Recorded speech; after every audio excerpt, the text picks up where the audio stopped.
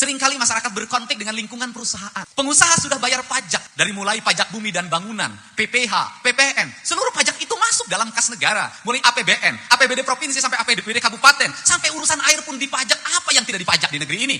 Tetapi karena masyarakat di sekitar perusahaan tidak merasa mendapat kesejahteraan, karena tidak mendapat uang tunai langsung dari pajak itu, mereka menganggap keberadaan perusahaan tidak manfaat bagi lingkungannya. Padahal yang salah adalah negara. Di mana letak kesalahannya? Kenapa negara tidak melakukan penghitungan pajak secara baik, sehingga siapakah prioritas yang harus disejahterakan dari pajak itu? Masyarakat di sekitar perusahaan yang kena dampak dari usaha itu. Berapa pajak PPH-nya? Berapa pajak PPN-nya? Sehingga sekian persen prioritaskan untuk penanganan pendidikannya, penanganan kesehatannya, infrastrukturnya, rumah rakyat miskin, janda-janda tuanya, itu yang jadi prioritas. Kalau itu dibangun, maka yang terjadi adalah masyarakat di sekitar perusahaan itu akan merasa jalan di tempat saya mulus, rumah-rumah di sini tidak ada yang kumuh, menikmati air bersih gratis dalam setiap waktu, hasil pajak perusahaan di depan rumah kita. Maka yang terjadi adalah ajaran Islam, harmoni. Maka itu yang disebut dengan kalimat silih wangi, silih asa, silih asi, silih asu. Yang dalam kaidah Islam itu bahwa hidup itu harus saling menghidupkan.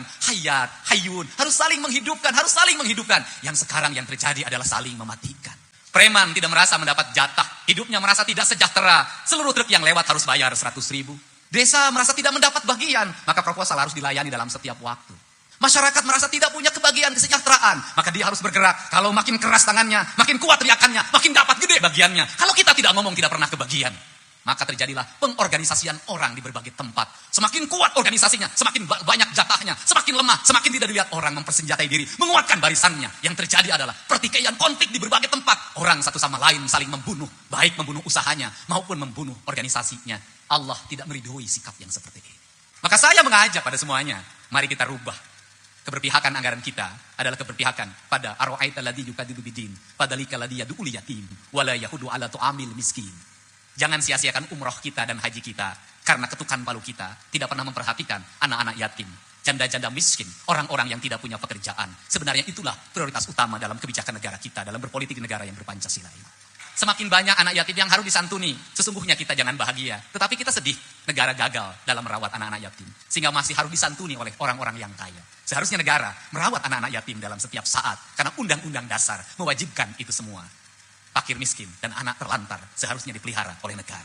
Mari kita berpolitik, berpihak pada kepentingan 8 asnaf. Sudah selayaknya bangsa ini sejahtera. Sudah selayaknya rakyat ini sejahtera. Karena apa? Karena kita sudah bayar semuanya. Kita bayar pajak, kita bayar retribusi, kita bayar zakat, kita bayar infak, kita bayar sedekah. Sudah semestinya sejahtera. Kalau belum sejahtera, mari kita introspeksi, berarti ada yang salah dalam tata kelola keuangan kita.